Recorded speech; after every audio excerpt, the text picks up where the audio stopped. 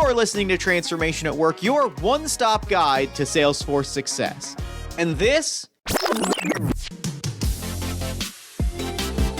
is Project Rewind, expert insights and industry perspectives on what digitalization and Salesforce success look like in action. In this episode, we're talking about the nonprofit industry and what it really looks like to roll out nonprofit cloud for the first time within an organization. Now, while you may think that this is a fairly straightforward process, the reality is this is a very tricky proposition. After all, the nonprofit industry is massive, with over 1.5 million organizations in the US alone, according to Statista, each with their own mission, org structure, and needs. Structurally speaking, a nonprofit fighting hunger is going to be completely different than one looking to provide housing security, and they're both going to be completely different than one fighting for environmental reform. So how do you make this one tool work for your team that may look completely different than every other team in your sector? To answer that question, we sat down with a trio of Gerent industry experts. Regine Benchetreat, Director of Nonprofit Growth and Marketing. Kathy Zozos-Pliagos. I am the Director of Education Nonprofit here at Gerent. I'm Julia Taylor. I'm the Director of Solution Architecture for Nonprofit and Education. To go step by step through how nonprofits can take advantage of Salesforce's benefits without ever losing sight of their unique mission, needs, and transformation goals. And as Regine and Julia break down here, the process starts much earlier than you'd think. Not with a technological change, but with understanding your organization, your mission, and how technology can truly serve the needs of both. First and foremost, the critical piece is clearly defining the specific kind of requirements of your nonprofit organization, right? You need to take into account a number of factors such as the size of your organization, the scope of your operations, characteristics of your target audience, who you are helping as part of your mission. And by doing so, you really can effectively identify key functionalities that Salesforce should possess, such as donor management, volunteer tracking, event management, email marketing, reporting capabilities. Those are just a few, and there's a laundry list. But really having a solid understanding of your unique needs will be the lay of a strong foundation for evaluating a solution. But before you even get to any of those things, there's some key factors that you really need to consider from the get-go and the onset. And that's number one, to really engage your stakeholders and obtain buy-in. Right? You need to ensure that you're meeting with various stakeholders from various business units or departments. This will really help to ensure what ends up being implemented meets the needs of those various departments. So the needs for program-based versus marketing versus business development, those needs vary across the board. And you need to make sure that obviously everyone's kind of around the table is having the discussion and understand what those needs are and how you're going to meet them. Additionally, you need to share across those business units why you're considering Salesforce. What is Salesforce going to help you solve? How is it going to help make your organization more effective and more efficient? Most importantly, how is the implementation of the platform going to serve your mission and help deliver your mission? And I think I would add to that a lot about what Regine was saying around there's different types of organizations, different size of organizations. And my advice for anyone considering Salesforce is to approach this how you would approach purchasing or making a large purchase for your family, whether it's a new house or a new car. Not all nonprofits have purchased a large enterprise system or been through this process. So, it's important to think do I need cup holders? Do I need 5 seats, 7 seats, a lot of trunk space, right? It's the same path that you would bring yourself down in terms of considering those items. But it's also the things that are not as shiny, right? What is the maintenance on this thing that I'm purchasing? How is it going to support us long term, right? Are we going to have a growing family? And making sure that we're bringing in those elements that we know now, but also where we see yourselves or an organization in the future, and also how you can maintain and support your purchase going forward. Once you've thought about the needs of your organization and the processes that you're looking to improve, then it's time to start considering Salesforce. But as Regine and Kathy break down here, there's still more consideration, research, and understanding needed before the implementation process even really begins in full. do your homework, right? Salesforce offers a wide range of features, right? And you need to take the time to understand, ask questions, reach out to your Salesforce AE to ask those questions, and as well as solution engineers. But at the same time, also speaking with partners, implementation partners, right? Asking questions, having those conversations and dialogue. The nonprofit sector is wonderful that way. They're willing to share information, answer questions. I used to do that all the time at the various organizations that I was with. A lot of these issues or considerations that nonprofits run into are not unique. And so make sure you're doing your due diligence and having those conversations. Reach out to your colleagues, to your network, and speak to those who have gone through a tech transformation. Speak to those who have chosen Salesforce as their platform so that you can really have honest conversations and understand that implementing Salesforce is not just a flick of the switch. Like someone's not sitting in a basement, by this magical switch that they all of a sudden just turn on and everything's tickety-boo. You have to make sure you have the proper resources, the proper budget in order to work with a partner that's going to help move your data over, train staff, understand who's going to use the platform, a partner that's going to ask the right questions and kind of hold your hand through this whole entire process. The last thing to consider is play in Salesforce. You can go and get a free account. You can play in Trailheads. You can earn badges. You can learn the platform. Write down your questions coming out of playing in the Trailheads. Familiarize yourself with the platform and get comfortable and get your hands dirty. And it's okay. And you can make mistakes in the platform because it's not live to your organization. It just gives you familiarity, which is a great option. And there's a wealth of information and knowledge within the Salesforce website and in Trailhead as well. Regine mentioned Trailhead, and I think that's a really great place to go ahead, but and get some playtime in there in Salesforce. But in addition to Trailhead, the Trailblazer community, which is attached to Trailhead, it's one of the things that you can certainly do. There's a really great opportunity to go ahead and connect with a bunch of nonprofits. There are different groups that you can join, that you can find out if they have the same kind of use case that you do, that you can ask questions, that you can get an opportunity to connect with different people, and really get some opportunity to talk to different people about what you're trying to do. There are Salesforce people within those communities. There are obviously people within the nonprofit space that are currently using Salesforce.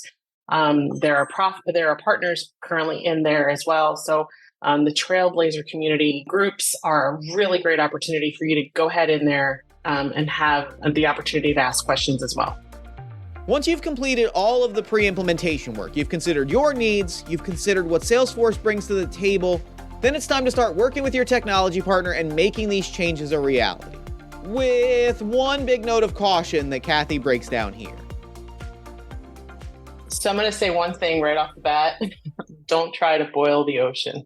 Customers get really, really, really excited about Salesforce and the capabilities of Salesforce. There's a lot of things that Salesforce can do. And so customers want to jump right in and they want to do everything. So I would say 100% don't try to boil the ocean. I would say plan for your implementation. Again, Salesforce is highly customizable, but I would say try to not customize as much as possible. Try to do as much out of the box as you possibly can, unless you have to. And I would say that's where a good partner comes in that can help you level set where you need to customize and where you may not need to customize. And the way to think about that from a practical perspective is ask yourself within your nonprofit, what are processes or capabilities that are commodities and what are differentiators for you, right? Simply being able to maybe process a payment or a donation, there's not necessarily something about that that may be unique to your experience. However, there may be organizations where they're cultivating a small amount of very large donors or large donations, right? So that experience is a differentiator for them, right? But if you're taking $1, $5, at very high volume, perhaps it feels more transactional. It's more of a commodity and not the place to invest your customizations, right? And those are questions that you have to ask yourself and your organization and understand where you want to invest and put those customizations, and where you feel like you just want to make sure that you're capable and moving forward with process. And you really bring up a good point, Julia, because customizations, sometimes if you over customize things, they tend to get in the way of when Salesforce also does their updates, throughout the year. And sometimes if you over customize, those customizations don't work with the updates that Salesforce puts through. And so you, again, should be working with your partner to make sure, and by partner, I mean your implementation partner, to make sure that those customizations won't have downhill ramifications. Yeah. And I will say, I have been, on projects or worked with customers who have had customizations that have run into issues on Salesforce updates or releases, which are 3 major releases a year. Sometimes there are minor patches or bug fixes or things that come out in between that. However, Salesforce has been fantastic in resolving those. There's a preview period where you can test it in a sandbox and make sure that your critical items are still working and you're not experiencing any gaps. And they will work with you to resolve those until, in order for you to bring that into your live production system. And in the case where they can't resolve it, they will delay that push for you. So you can make sure that you have continuity and there's no loss of data, there's no loss of capability with your live system. Now, of course, as we've said before on the show, a tool is only useful if people use it, which means that as you're building these workflows into Salesforce, as you're making this implementation happen, you need to be regularly considering how best to encourage employees to both adopt the new technology, use it in their day-to-day lives, and then stick with it long after the implementation is complete. I think it's also really important that in order to have a really good implementation of whatever you're trying to do, that you emphasize user adoption, because you can implement Salesforce, you can have a really good implementation of Salesforce, but unless you actually have your users use Salesforce, you're not going to be doing the things that you want to do within Salesforce. So I would really go ahead and emphasize that. That's a key piece, right? And you already kind of nailed it in terms of talking about, you're spending all this money for this technology journey. And the last thing you want to do is go ahead and maybe use your car analogy, Julia. You went and just spent this money on this fancy car, and now it's just sitting in your driveway and you're not getting any mileage on it, right? So it's really important in terms of understanding who the end user is going to be, because this varies across organizations. Sometimes you heavily lean on your volunteers who are going to be using the platform, right? Sometimes it's going to be staff. Sometimes it'll be a mix of staff and volunteers, right? So knowing their pain points from the onset and addressing those from the get-go will help increase that user adoption. In addition to that, as part of that training is, having your teams know exactly what the plan, what's the communication plan? What are you telling your folks? If you're a national organization, how are you deploying that information as to why you're going down this transformation? How is it going to help continue to drive their mission? And I think the key piece too is also making sure that those across the organization are aware that you're not doing this to make their lives harder. You're doing it to make their lives easier, so that they can spend the time that they're spending on, manual, whether it's manually inputting data or whatever it may be, because there are a lot of nonprofits, and I've been there, who are still using pen and paper and Excel spreadsheets, and that takes time. This whole implementation is supposed to help you get back to doing what your mission is. I've been in the space where I've been when I was at a nonprofit organization, they just rolled off of one platform, moved into another platform. I would say less than 10% user adoption, because there was no training, no manuals, no one was set up for success from the onset, and it was a complete and utter disaster. And everyone was just kind of looking at everyone, trying to figure out who to point fingers at. But it was just, the partner didn't help in that sense in terms of asking the right questions. The organization didn't share, have that communication plan and deploy that communication plan in terms of, why are we doing this? What is it? What are the objectives? What are the goals? They were set up for failure. Yeah. And I think I'll add, a couple things on what Kathy said and Regine, what you were talking about from an adoption perspective is, I always kind of joke that it's the opposite of the field of dreams. If you build it, they will come, because just because you build it does not mean they come and they start using it. I worked with a project manager early on in my career who was supporting a CRM implementation. And he said, the number one thing as we go through this is we want to do it with them, not to them. And that's important to keep those lines of communication back and forth to what Regine was saying. Like, what do they need? What's going to make their experience positive and bring them along on this journey to make sure that your investment is ultimately making a return and moving forward on that. And of course, the one constant in that process, from the initial research and solutioning through the actual implementation of building out workflows and making sure the technology does what it needs to do, through guiding adoption efforts and supporting change management over time, is a qualified technology partner. Having the right partner by your side is going to be a game changer during every one of these steps and more. Here's Julia breaking down a few reasons why. In my experience, I've sat on different sides of this conversation. I've been a customer implementing Salesforce. I've been with partners, and I've even spent many years working at salesforce.org. Having the right partner and a partner fit is super important. And I think that's even stronger within the nonprofit industry. The nonprofit culture itself is important to understand from a mission, a subject matter expert perspective, process efficiency, and bring a strength and experience in the industry, particularly outside of the technology. Technology experience in nonprofit is absolutely helpful and a lot of value, but being able to have the quality conversations with your leadership, with your directors across the business, across the organization is important. Yeah, I think to echo those sentiments, one of the things that we've worked really hard on, and that is a clear differentiator for Gerent, is the fact that we are industry-led and industry-delivered, right? We also talk about here at Gerent in terms of we're not leading by the technology, we're solving for the problems that the business and organization and nonprofits have, right? What's keeping them up at night, and how are we going to go about together collectively to come up with a plan to solve for those issues and pain points?